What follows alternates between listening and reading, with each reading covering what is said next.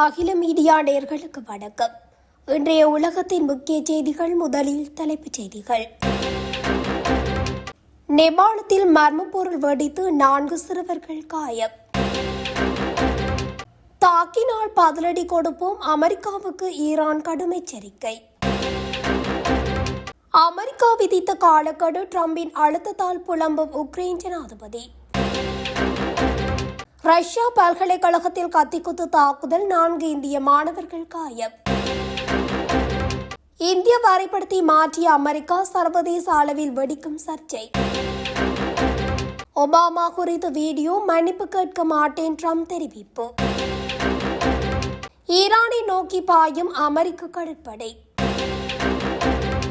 எண்ணெய் சந்தையில் திருப்பம், குறைய போகும் பெட்ரோல் டீசல் விலை. மத்திய கிழக்கு நாடுகளில் மீண்டும் போர் மேகங்கள், அமெரிக்காவுக்கும் ஈரானுக்கும் இடையே பதட்டம். RSF தாக்குதல்களுக்கு பிறகு சூடானில் வெளிநாட்டு தலையீட்டை சவுதி அரேபியா கடுமையாக கண்டிக்கின்றது. தொடர்வன விரிவான செய்திகள். நேபாளத்தில் மர்ம பொருள் வெடித்து 4 சிறுவர்கள் காயமடைந்த சம்பவம் பரபரப்பை ஏற்படுத்தியுள்ளது. நேபாளத்தின் சப்தரி மாவட்டத்தில் உள்ள துதைலா நதி அருகே சனிக்கிழமை 4 சிறுவர்கள் விளையாடிக் கொண்டிருந்தனர். அப்போது மர்ம பொருள் வெடித்ததில் அவர்கள் 4 பேரும் காயமடைந்தனர்.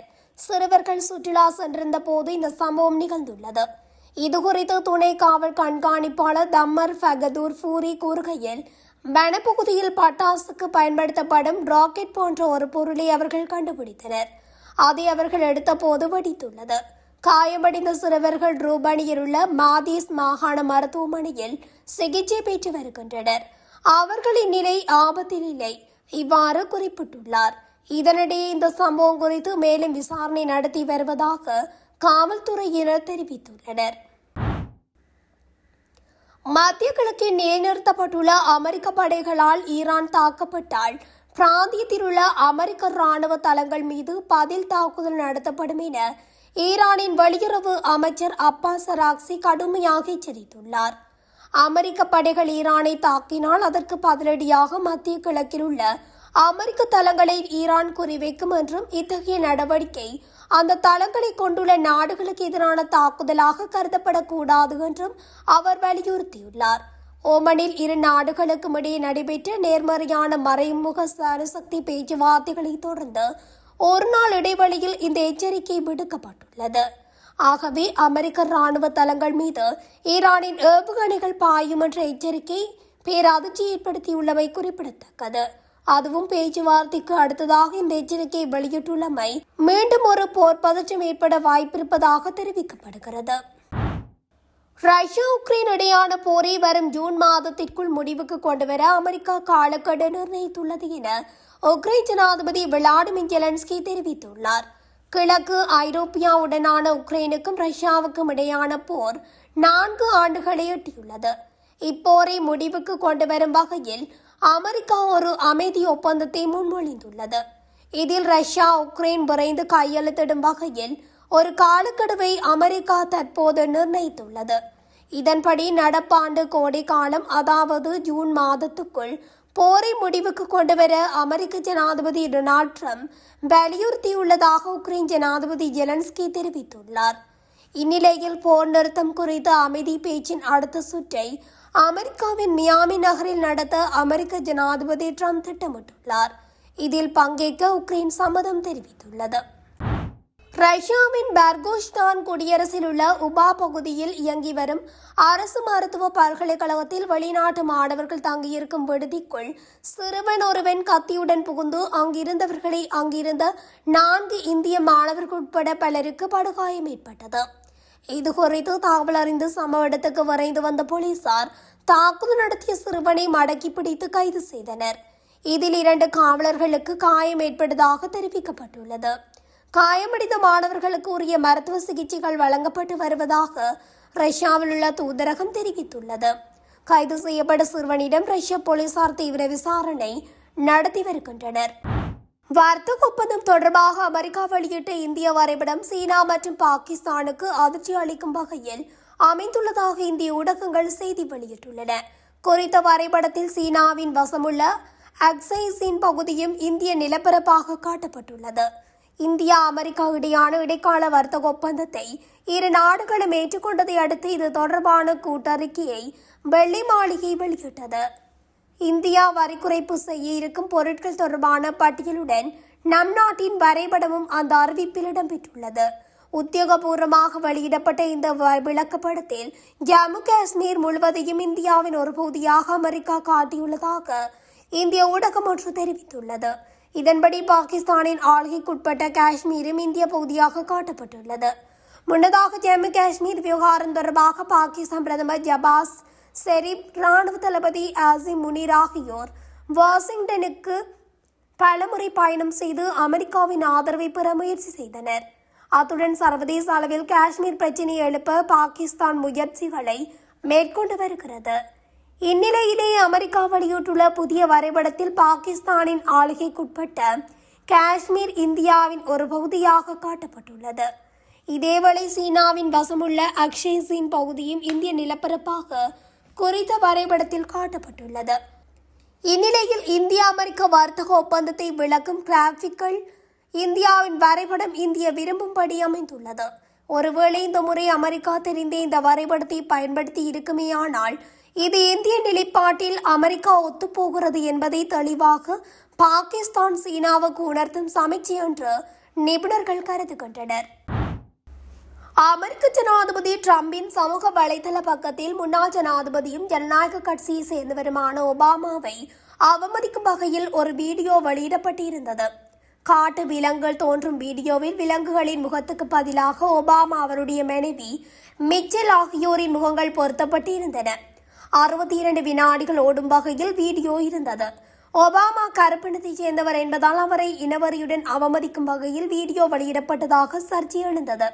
ஜனநாயக கட்சியினர் மட்டுமின்றி டிரம்பின் குடியரசுக் கட்சியினர் மூத்த செனட் உறுப்பினர்களும் கண்டனம் தெரிவித்தனர்.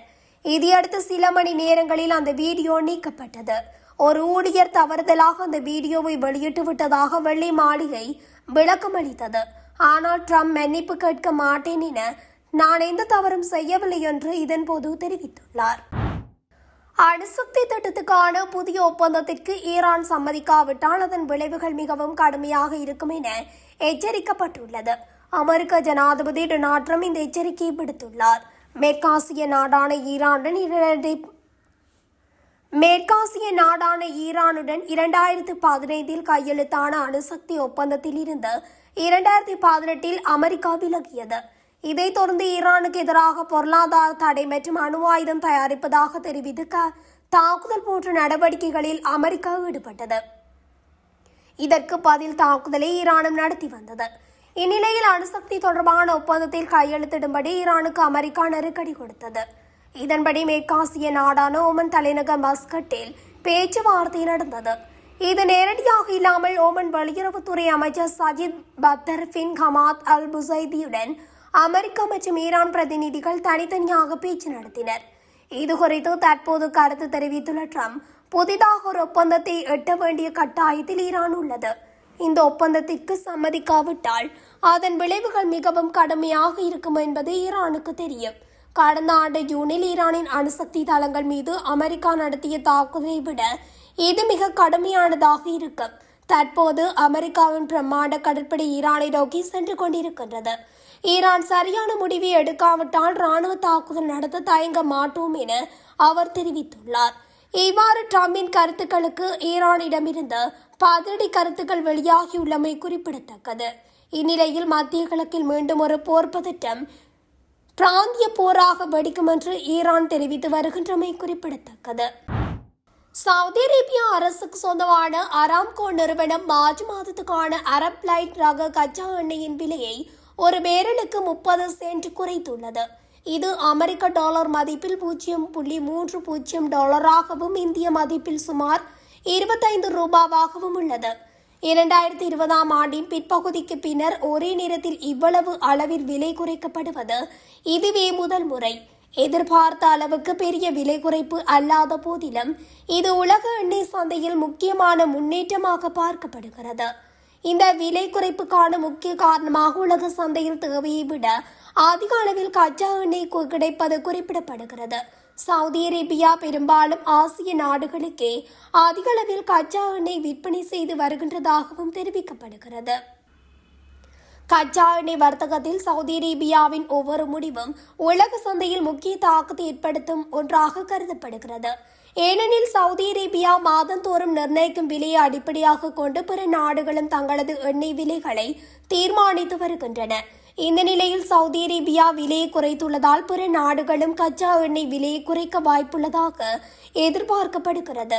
இதன் விளைவாக இந்தியாவிற்கும் குறைந்த விலையில் கச்சா எண்ணெய் கிடைக்கக்கூடும் என்ற நம்பிக்கை எழுந்துள்ளது. இதனால் எதிர்வரும் நாட்களில் நாட்டில் பெட்ரோல் மற்றும் டீசல் விலைகளில் குறைவு ஏற்படுமா என்ற எதிர்பார்ப்பு இந்திய பொதுமக்களிடையே உருவாகியுள்ளது. மத்திய கிழக்கு நாடுகளில் மீண்டும் போர் மேகங்கள் சூழத் தொடங்கியுள்ளன. அமெரிக்காவுக்கும் ஈரானுக்கும் இடையே ஓமன் நாட்டின் மஸ்கட் நகரில் ரகசிய பேச்சுவார்த்தைகள் நடந்து கொண்டிருக்கும் போதே ஈரான் தனது ராணுவ பலத்தை உலகிற்கு பறைசாற்றியுள்ளது. ஈரானிய புரட்சிகர காவல்படை பூமிக்கு அடியில் நூற்றுக்கணக்கான மீட்டர் ஆழத்தில் அமைந்துள்ள ரகசிய ஏவுகணை நகரத்தில் இருந்து கோர்ரா மிஷார் 4 என்ற அதிநவீன பாலிஸ்டிக் ஏவுகணையை சோதித்துள்ளது. இந்த ஏவுகணை வளிமண்டலத்திற்கு வெளியே மணிக்கு 16 வேகத்தில் பயணிக்கும் திறன் கொண்டது. இது 2000 கிலோமீட்டர் தொலைவில் உள்ள இலக்கை வெறும் 30 மீட்டர் துல்லியத்தில் தாக்கும் தொழில்நுட்பம் கொண்டது. இதன் மூலம் ஒட்டுமொத்த இஸ்ரேல் மற்றும் மத்திய கிழக்கில் உள்ள அமெரிக்க தளங்களை ஈரான் தனது நேரடி இலக்கிற்குள் வைத்துள்ளது. ஈரானின் இந்த அதிரடி நடவடிக்கைக்கு பின்னால் ஒரு வலுவான எச்சரிக்கை ஒளிந்துள்ளது. எங்கள் மீது கை வைத்தால் ஒட்டுமொத்த மத்திய கிழக்கும் போர்க்களமாகும் என்பதே அது. குறிப்பாக உலகின் 20% கச்சா எண்ணெய் செல்லும் கார்முஸ் ஜலசந்தியை தங்களால் முழுமையாக கட்டுப்படுத்த முடியும் என ஈரான் சவால் விடுத்துள்ளது. 50 கிலோமீட்டர் அகலமே கொண்ட இந்த பாதையை ஈரான் மூடினால் உலக பொருளாதாரம் நிலைகுலைந்து போகும். இதற்காகவே ஈரானின் கடற்படை அதிவேக படகுகள் மற்றும் கடலுக்கடியில் பதுங்கியிருந்து தாக்கும் கண்ணிவடிகளுடன் தயாராக உள்ளது ஈரான். அமெரிக்காவின் தேசிய உளவுத்துறை அறிக்கையின்படி ஈரானின் இத்தகைய அதிசக்தி வாய்ந்த தொழில்நுட்பமானது மறைமுக போர் முறையை எதிர்கொள்வது அமெரிக்காவுக்கு மிகப்பெரிய சவாலாக இருக்கும்.